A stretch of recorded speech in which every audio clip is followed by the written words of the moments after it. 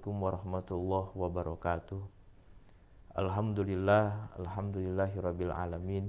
Wassalatu wassalamu ala asrofil anbiya'i wal mursalin wa ala alihi wa sahbihi ajmain, amma ba'du.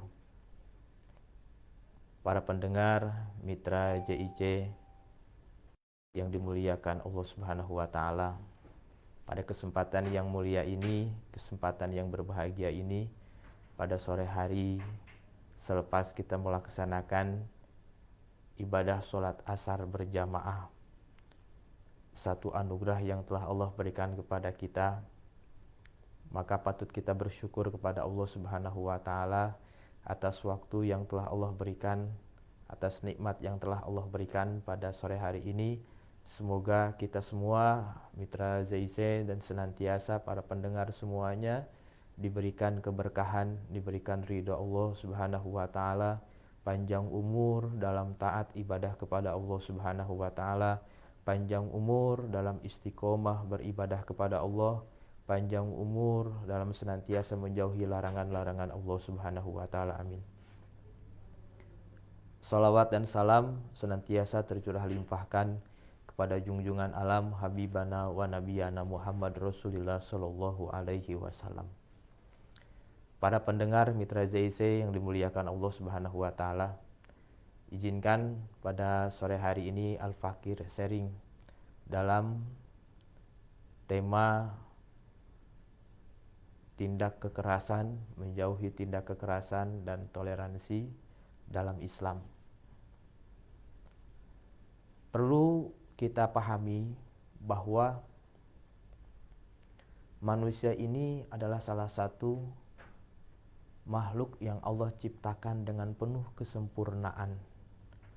Manusia adalah salah satu makhluk yang diberikan oleh Allah Subhanahu wa taala kesempurnaan dibanding dengan ciptaan Allah yang lainnya. Maka tadi perlu kita syukuri. Kesempurnaan ini menunjukkan bahwa Allah Subhanahu wa taala memerintahkan kita untuk tunduk taat kepada Allah Subhanahu wa taala. Dalam kesempurnaan ini manusia diberikan akal dan diberikan nafsu. Ketika manusia senantiasa merasakan bahagia, manusia merasakan sedih, manusia merasakan suka, merasakan duka, itu adalah salah satu reaksi dari adanya nafsu.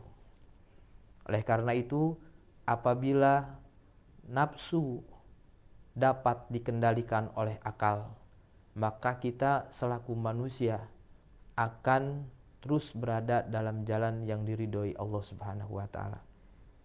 Ketika nafsu dikendalikan oleh akal, maka mengantarkan kita dalam kemuliaan, mengantarkan kita dalam lindungan Allah Subhanahu wa taala. Tetapi jika sebaliknya, jika akal dikendalikan oleh nafsu, maka yang ada kita masuk dalam jurang kesengsaraan, masuk dalam jurang kehinaan. Salah satu contoh ketika manusia mampu mengendalikan akal, mampu mengendalikan nafsu, maka dia akan senantiasa takut kepada Allah Subhanahu wa taala. Kita ambil contoh, kalau ada dua orang yang berlainan jenis kelamin duduk berduaan, maka dalam keterangan ketika duduk berduaan berkhalwat, duduk yang ketiga itu, orang yang ketiga adalah setan. Jika nafsunya dikendalikan oleh akal, maka tidak akan terjadi perbuatan yang dilarang oleh Allah Subhanahu wa taala, karena nafsu dikendalikan oleh akal. Tetapi sebaliknya, jika akal yang dikendalikan oleh nafsu, maka yang akan terjadi adalah perbuatan yang dilarang oleh Allah Subhanahu wa taala. Apabila perbuatan itu terjadi, maka murkanya Allah, adabnya Allah yang akan menyertainya. Sehingga perlu kita pahami dengan kesempurnaan yang Allah berikan kepada kita, Kita sama-sama untuk menjaganya agar kita senantiasa berada lurus di jalan Allah Subhanahu wa taala. Nah, dari kesempurnaan yang Allah berikan kepada kita, adanya akal, adanya nafsu. Terkadang kita tidak sadar, terkadang kita tidak ngeh kalau bahasa orang kita di sini. Ketika ada sesuatu yang begitu kurang memuaskan dalam hati. Ketika ada sesuatu yang tidak sesuai dengan hati kita. Ketika ada sesuatu yang tidak selaras dengan hati kita, maka hati kita ini akan menjadi kurang begitu seret. Lama-kelamaan akan menjadi salah satu bagian dari rasa ketidaksukaan. Maka lama-lama tumbuh menjadi rasa kebencian. Nah, kebencian ini adalah awal dari adanya tindakan kekerasan. Maka tindakan kekerasan ini perlu kita jauhi. Lantas apa tindakan kekerasan itu? Kekerasan adalah suatu tindakan fisik yang dapat merugikan diri sendiri dan merugikan orang lain. Pada diri kita yang berbuat aja ada efeknya. Bagaimana kepada orang lain yang di sekitar kita? Maka tindakan kekerasan bentuk apapun ini perlu kita jauhi. Maka akhir-akhir ini, para pendengar Mitra JIC yang dimuliakan Allah, akhir-akhir ini kita sering melihat, menyaksikan tindakan kekerasan muncul karena berbagai asbab, berbagai sebab, berbagai latar belakang. Ada mulai tadi ketidaksukaan, ada mungkin rasa dengki, rasa iri dalam hati, melihat orang lain lebih maju daripada kita, melihat orang lain lebih hebat daripada kita, melihat orang lain lebih kaya daripada kita, melihat orang lain lebih hebat daripada kita. Muncul rasa tidak suka, muncul iri dalam diri kita. Ada tindakan kekerasan yang mungkin muncul dari perbedaan ideologi, perbedaan pendapat, bahkan ada yang muncul dari perbedaan keyakinan. Makanya perlu di sini kita saling memahami, kita saling mengerti, sehingga tindakan kekerasan model apapun, bentuknya apapun bisa kita jauhi. Karena kalau kita bisa menjauhi, bisa mengcover tindakan kekerasan ini, baik kepada diri kita pribadi, kepada orang lain, maka dengan kerabat kita, dengan tetangga kita, dengan sahabat kita, kita bisa hidup rukun. Bahkan jauh-jauhnya kita bisa hidup rukun dengan orang yang berbeda keyakinan dengan kita. Baginda Nabi besar Muhammad SAW menjelaskan, waladin nafsi biyadihi, dari jiwaku yang berada dalam genggamannya. Nabi menyampaikan, la yu'minu abdun hatta yuhibu li jarihi kama yuhibu li nafsihi. Bahwa tidak beriman seorang hamba apabila tidak mencintai tetangganya seperti mencintai dirinya sendiri. Maka ukurannya baginda Nabi adalah ketika kita melakukan tindakan kekerasan kepada tetangga kita, kepada orang terdekat kita, maka kita tidak dikatakan beriman. Oleh karena itu, perlu adanya filter, perlu adanya pengontrol agar tindakan kekerasan tidak terjadi. Ukurannya apabila kita menyakiti tetangga kita, maka kita tidak beriman kepada Allah Subhanahu wa taala. Ini yang kita khawatirkan. Para pendengar Mitra JIC yang dimuliakan Allah Subhanahu wa taala. Dalam Al-Qur'an surat Al-Isra ayat 33, Allah mewanti-wanti kepada kita. mengingatkan kepada kita, wala taqtulun nafsal lati haramallahu illa bil haq. Tidak boleh membunuh manusia yang diharamkan oleh Allah kecuali ada alasan yang membenarkannya. Tidak boleh membunuh, baik membunuh itu fisiknya, mungkin karena sekarang ada undang-undang, mungkin orang mampu mengontrol. Tapi yang lebih dominan hari ini, banyak orang yang membunuh karakter, banyak orang yang membunuh kepribadiannya, sehingga nama baiknya hancur, sehingga karakter pribadinya hancur. Ini juga bagian dari yang Allah larang. Maksud dalam ayat tadi, tidak boleh membunuh jiwa atau manusia yang diharamkan oleh Allah tanpa alasan yang sangat tepat. Itu dijaga oleh Allah, dalam artian Allah Subhanahu wa taala menjaga hak hidup, memelihara hak hidup. Semua orang adalah berhak untuk hidup. Semua orang berhak untuk senantiasa menikmati apa yang telah Allah anugerahkan kepada kita. Kalau ada orang mungkin berbuat kerusakan, ada orang mungkin berbuat kezaliman, ada orang mungkin berbuat kehancuran, kemudian tiada cara lain kecuali menghentikannya dengan membunuhnya, mungkin itu adalah salah satu alasan yang tepat. Tetapi jika ada solusi-solusi yang lain yang mampu untuk mencegahnya, maka membunuh dilarang oleh Allah. Maka Allah begitu gambarkan, membunuh bagian dari tindakan kekerasan. Hadirin kaum muslimin rahimakumullah. Bahkan dalam surat An-Nisa ayat 93, Allah melarang untuk melakukan tindakan kekerasan. Dalam hal ini mungkin membunuh. Allah Subhanahu wa taala firmankan, "Wa may yaqtul mu'minan muta'ammidan fajaza'uhu jahannam khalidan fiha." Allah Subhanahu wa taala begitu menegaskan, barang siapa orang yang membunuh mukmin, seorang mukmin dibunuh oleh seorang mukmin lagi muta'ammidan, dengan sengaja. Mungkin awalnya dari percekcokan timbul tindakan kekerasan, berakhir dengan pembunuhan. Dibunuh seorang mukmin dengan sengaja, apa yang akan Allah balas kepada orang yang membunuh? Fajaza'uhu jahannam khalidan fiha. Maka Allah akan masukkan ke dalam neraka jahanam khalidan fiha, dan kekal abadi di sana. Saking Allah melarangnya tindakan kekerasan, apalagi membunuh.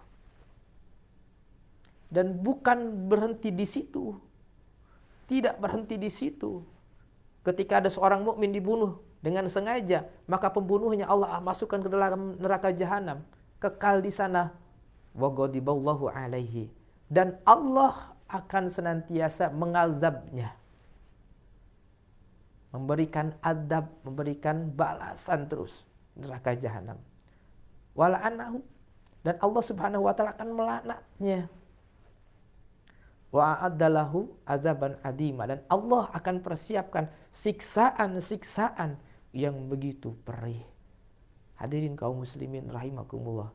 Ini salah satu bukti bahwa tindakan kekerasan dalam agama Islam, apapun itu bentuknya, apapun itu jenisnya, ini dilarang oleh Allah Subhanahu wa taala. Kenapa dilarang oleh Allah Subhanahu wa taala? Karena adalah merupakan salah satu perilaku yang tercela. Perilaku yang senantiasa buruk di hadapan Allah Subhanahu wa taala.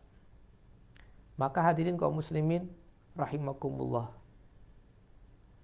Nabi mengingatkan, khairul ashabi indallah khairuhum li sahibihi.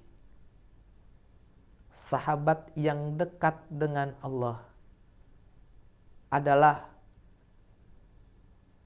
di antara kalian yang paling baik dengan saudaranya. Ketika kita semua, baik terhadap saudara-saudara kita, baik terhadap keluarga kita, maka kita diumpamakan oleh baginda Nabi sahabat yang terbaik di hadapan Allah. Wa khairu jirani indallah khairuhum li jarihi. Tetangga yang dekat dengan Allah adalah di antara kalian yang paling baik dengan tetangganya, yang paling bagus dengan tetangganya. Oleh karena itu, dari sederetan hadis-hadis yang disampaikan oleh baginda Nabi, ini menunjukkan bahwa tindakan kekerasan apapun tadi bentuknya ini dilarang. Maka yang harus kita kedepankan adalah bagaimana cara kita berperilaku baik terhadap tetangga, cara kita berlaku baik terhadap keluarga, cara kita berlaku baik terhadap masyarakat sekitar kita. Pendengar Mitra JIC yang dimuliakan Allah Subhanahu wa taala, bahwa tindakan kekerasan itu pasti akan muncul. Bagaimana cara sikap kita untuk menjauhi agar tindakan-tindakan kekerasan ini tidak semerta-merta kita lakukan, tidak semerta-merta kita berbuat, maka perlu ada pengontrolan dalam diri kita. Yang pertama, kita usahakan rajin bersilaturahim dengan orang-orang saleh. Mujalasatu sholihin, atau duduk berkumpul dengan orang-orang saleh, berkumpul dengan para alim ulama, berkumpul dengan para guru-guru. Ketika kita berkumpul dengan orang-orang saleh, maka sedikit demi sedikit hati kita akan bersih. Maka sedikit demi sedikit kita akan diberikan oleh Allah Subhanahu wa taala pintu untuk senantiasa melakukan amal kebaikan. Berkumpul dengan orang-orang soleh akan mengarahkan kita menuju ridho Allah Subhanahu wa taala.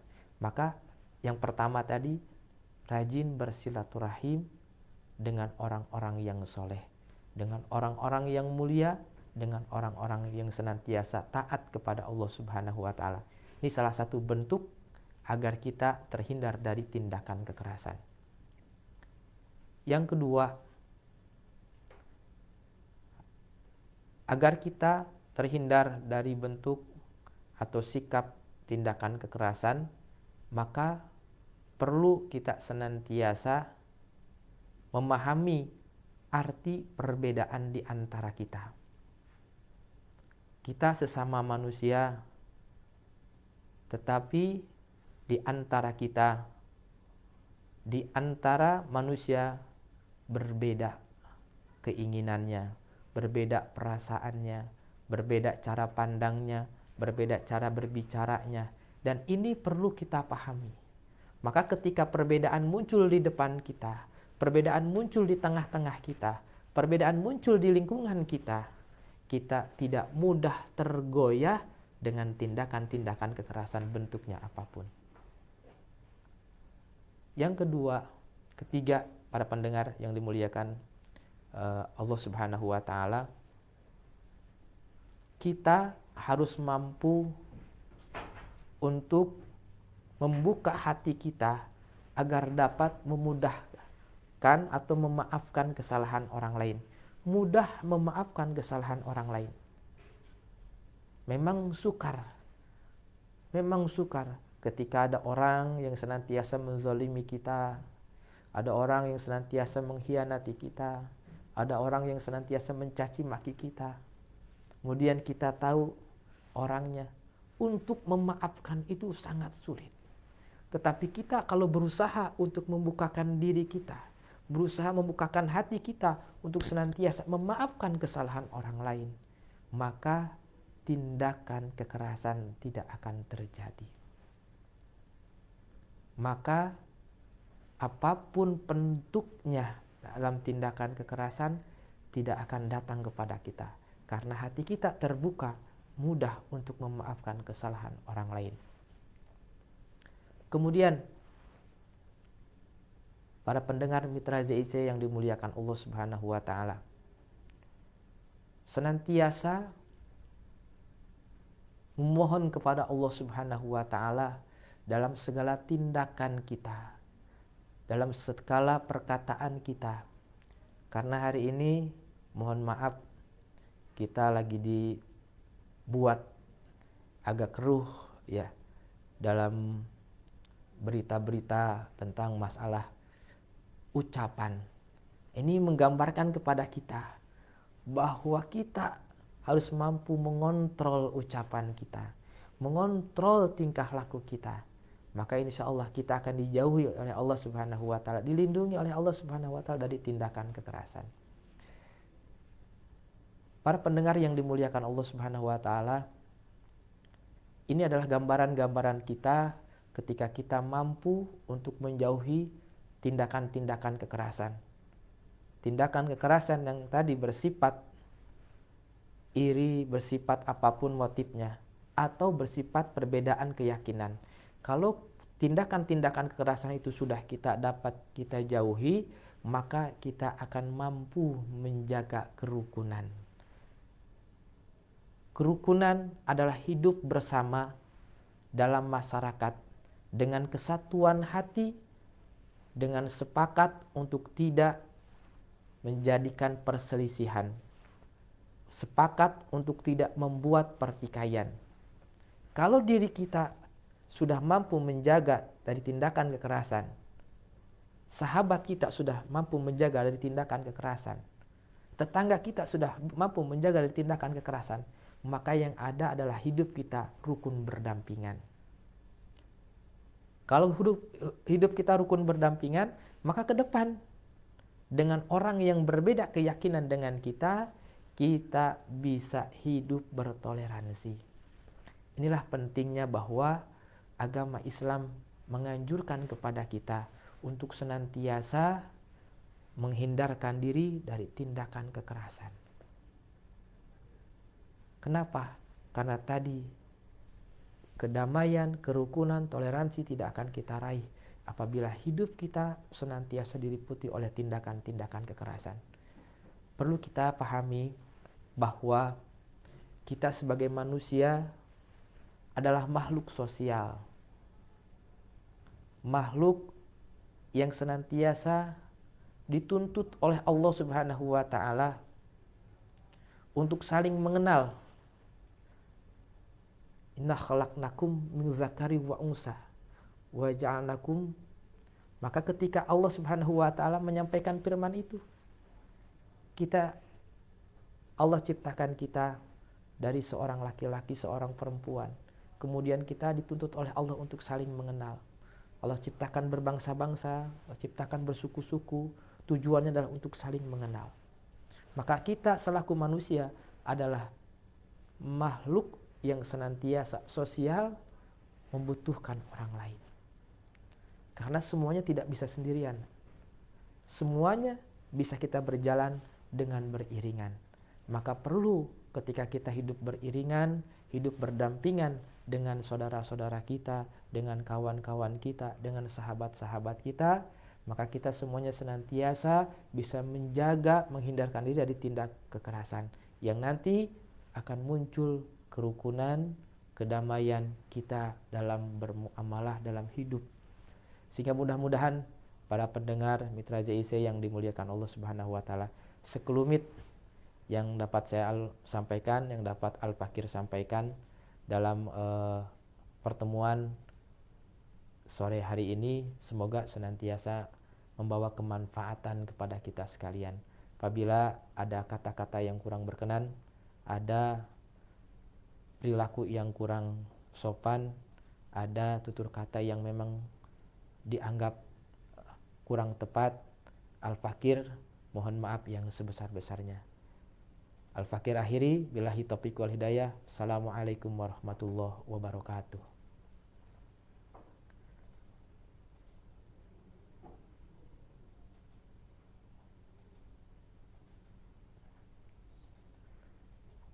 Afwan Ustaz, sebentar nggak apa-apa Ustaz?